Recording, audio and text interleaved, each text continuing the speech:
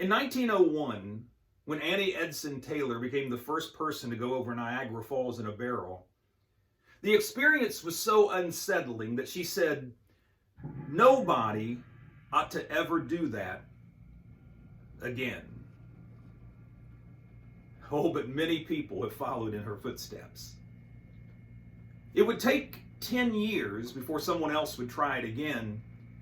But in 1911, Bobby Leach would become the second person to go over Niagara Falls.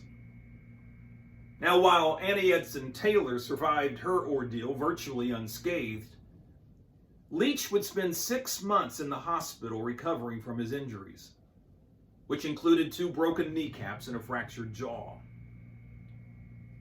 Now, Bobby Leach was a daredevil in every sense of the word.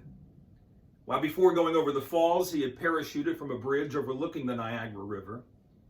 He had attempted to swim the treacherous whirlpool rapids located downriver from the falls, and he would later do some skydiving.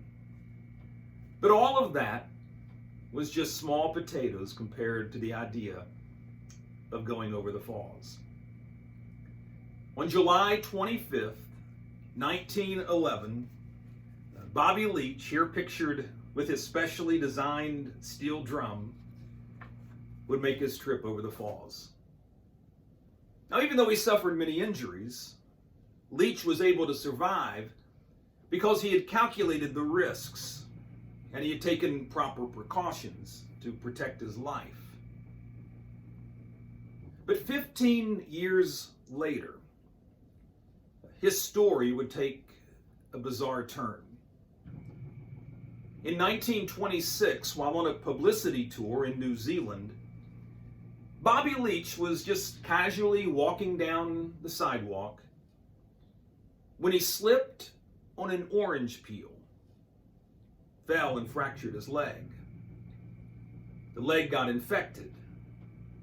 Gangrene set in, and soon Leach had to have his leg amputated. 2 months later, Bobby Leach died from the complications. I mean, imagine that. Surviving Niagara Falls, the whirlpool rapids, skydiving, only to be done in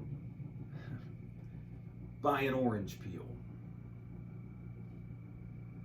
Some great temptations roar around us like a foaming cataract of the Niagara. But they often leave us untouched because we're so aware of their presence and we take proper precautions to protect ourselves. But then we may get done in by some small, seemingly insignificant temptation. Why is that? Well, maybe we get careless, or we fail to recognize the dangers, even in the seemingly small temptations. So let us do due diligence in equipping ourselves and protecting ourselves, not only from the large, obvious temptations, but also from those more subtle ones that swirl around us as well. Thank you for watching, and be kind.